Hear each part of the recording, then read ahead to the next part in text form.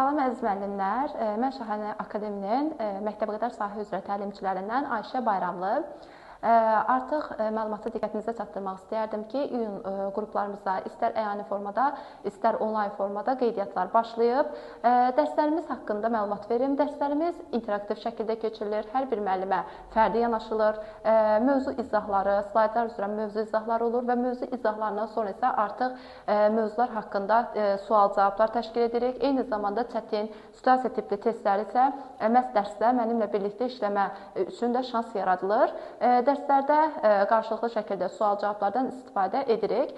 Dərslərimiz haqqında daha geniş məlumat üçün isə ekranda gördüyümüz olduğumuz 055 258 1186 nömrəsi ilə əlaqə saxlayaraq daha geniş şəkildə məlumat əldə edə bilərsiniz. Bugün isə mən sizə təlimin təşkilində istifadə olunan üsullardan hansı ki müəllimlərin ən çox qarışdırdığı əqli hücum və müzakirə haqqında məlumat verəcəm və onların fərqlərini qeyd edəcəm.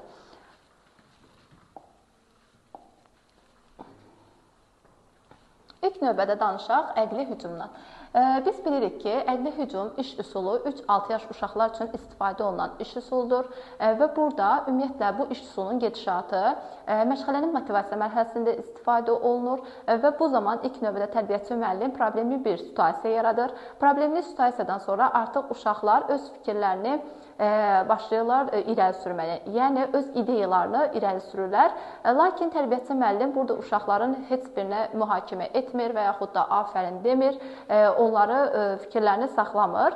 Burada da artıq görə bildik ki, burada tərbiyəçi müəllim nə edir? İlk növbədə ideyalar topladı və uşaqlara burada yox, sən səhv dedin və yaxud da sən doğru dedin, afərin deməməyinin səbəbi isə uşaqların yaradıcılığının qarşısını almamaqdır. Deməli, buradan belə bir nəticə çıxardırıq ki, ideyalar toplanır və uşaqlarda yaradıcılıq bacarığı formalaşır.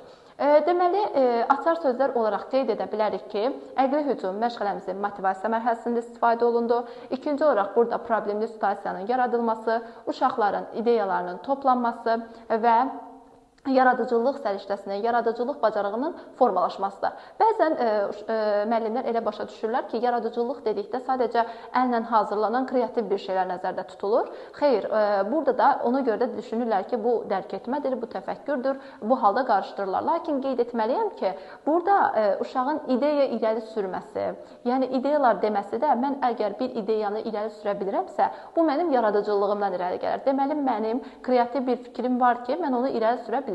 Buna görə də burada deməli yaradıcılıq səriştəsini də görə bilirik. Və eyni zamanda mühakimə etmir dedik və bunun da səbəbi hansı ki uşağın ideyalarının davamlı olmasıdır. Yəni tərbiyəçi müəllim istəyir ki, bir ideyadan kifayətlənməsin, növbəti davamlı ideyalar gəlsin.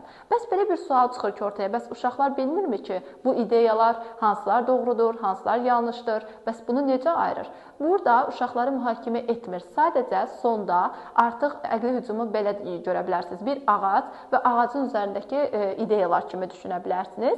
Və tərbiyəçi müəllim sonda doğru ideyaları dediyi üçün uşaq artıq özü başa düşür ki, onun dediyi doğruydu və yaxud da digərinin dediyi yanlış idi. Artıq doğru ideyaları bilib öz səhvlərini başa düşürlər.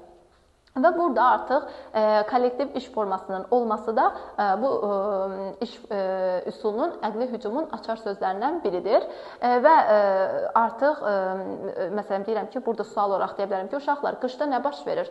Burada artıq qış haqqında uşaqlar öz ideyalarını irəli sürürlər. Artıq həmin ideyalara əsasən isə sonda doğruları yenə deyirəm qeyd edirik və yanlışlar qalır. Bunu məsələn bu formada görə bilərsiniz ki, beyin üzərində məsələn müxtəlif ideyalar kimi, müxtəlif suallar kimi, ağacın üzərində rəngarəng yarpaqlar kimi bu tərz şəkillər də görsəniz, bilin ki, söhbət əqli hücum iş üsulundan gedir. İndi isə müzakirə haqqında danışım, sonra isə artıq onların fərqlərini qeyd edək. Müzakirə, baxın dedim ki, əqli hücum motivasiya mərhələsində idi. Ancaq müzakirə iş üsulunu isə biz istifadə edirik dərk etmə mərhələsində. Deməli, müzakirə vasitəsilə uşaqlar dərk edirlər. Və bu iş üsulu necə təşkil olunur? Deməli, tərbiyəçi müəllim burada uşaqları ilk növbədə 2 qrupa bölür. Məsələn, bir qrupu bu sırada əyləşdirir, digər qrupu da digər sırada. Gördünüz, uşaqları əyləşdirdiyim zaman hansı ki paralel bir-birlərlə qarşılıqlı şəkildə əyləşdirilər. Və başlayır çətin bir proaktiv bir sual verir uşaqlara. Yəni bu sual elə bir sual olur ki, bu sual mübahisəli olur. Bu sual çətin bir sual olur və uşaqların fikirləri eyni olmur. Deyək ki, birinci qrup həmin sual ətrafında öz ideyalarını irəli sürür. Baxın, demədim ideya toplayır tərbiyəçi müəllim. Sadəcə ideyalarını, fikirlərini irəli sürür. Digər qrup isə əgər onunla razılaşmırsa və razılaşmadığını qeyd edib öz fikirlərini irəli sürür. Deməli, buradakı ideya, buradakı fikri tərbiyəçi müəllim toplamır. Sadəcə burada ideya və fikir mübadiləsi gedir. Yəni, qarşılıqlı buradan bir fikir gəlir, digər tərəfdən digər fikir gəlir və uşaqlar bir-birləri ilə fikir mübadiləsi edirlər və hər qrup öz fikrinin doğruluğunu sübut etməyə çalışır ki, mənim dediyim doğrudur. Buna görə arqumentlər irəli gətirir, fikirlərini sübut edir və mübahisə yaranır elə bir ki, uşaqlar arasında. Sadəcə bu mübahisə, yenə deyirəm, təlimə, yəni sual ətrafında olan bir mübahisədən söhbət gedir ki, o fikirlərini sübut etməyə çalışırlar. Və artıq, sonda isə artıq doğru qərarı uşaqlar özləri qəbul edirlər. Yəni, hansı fikrini daha çox inandırdısa, həmin qrupun fikri artıq doğru qərar olaraq qəbul edilir. İndi bu gedişatı idi ki, müzakirəni biz bu qaydada təşkil etdik. Bəs müzakirə açar sözlər olaraq nələri qeyd edirik? Baxın, müzakirə dedim ki, dərk etmə mərhələsində istifadə olunur və dedim, uşaqlar burada qarşılıqlı fikir mübadiləsi, arqument gətirməsi, öz fikrini sübut etməsi mənə xəbər verir ki, burada uşaqda dərk etmə, tənqidi təfəkkür lazımdır. Deməli, təfəkkürün növləri, tənqidi təfəkkür səriştəsi məhz müzakirə iş üsulu üçün aiddir. Və eyni zamanda dedim, axı, sonda qərar qəbul etdilər. Deməli, sonda doğru qərarın qəbul edilməsi uşaqlarda qərar qəbul etmə səriştəsini də formalaşdırır. Və növbəti olaraq burada uşaqlardan açıq tipli mübahisəli suallardan, proaktiv suallardan istifadə edirik ki, mübahisə doğursun. Qapalı tipli suallardan istifadə edə bilmərik və eyni zamanda uşaqlarda kommunikativ bacarıqların da inkişaf etməsində rol oynayır. Kommunikativ nə deməkdir, müəllimlər? Yəni, ünsiyyət bacarığı. Çünki öz fikrini sübut etmək üçün ünsiyyət lazımdır. Növbəti olaraq qeyd etməliyəm ki, burada artıq uşaqlar tərbiyəçini inandırmalıdırlar cavablarına və mübahisəli suallar və inandırıcı cavablar öz əksini göstərir və daha çox böyük məktəbə hazırlıq qruplarında istifadə olunur. Bu tipli olduqda isə biz bunu götürürük müzakirə. İndi gəlin onları qarşılaşdıraq. Əqli hücum necə idi, müzakirə necə idi? Əqli hücumda tərbiyəçi müəllim ideyaları toplayırdı. Yəni, uşaqlar irəli sürür, tərbiyəçi toplayır. Müzakirədə isə ideya, fikir mübadiləsi qarşılıqlı idi. Bir qrup başqa ideya, digəri başqa fikir mübadiləsi gedirdi. Bu birinci fərqi. Dedim ki, əqli hücumu istifadə etdim motivasiyada, amma dərk etmədə isə istifadə etdim müzakirədən. Bu, onların ikinci fərqidir. Üçüncü olaraq dedim ki, tərbiyəçi müəllim uşaqları fikrini saxlamır, ideyasını saxlamır, yaradıcılıq formalaşdırır da. Deməli, əqli hücumda uşaqlarda formalaşır. Yaradıcılıq ancaq müzakirədə formalaşacaq tənqidi təfəkkür. Çünki onlar inandırırlar öz fikirlərinə. Bu da onların növbəti fərqlərindəndir.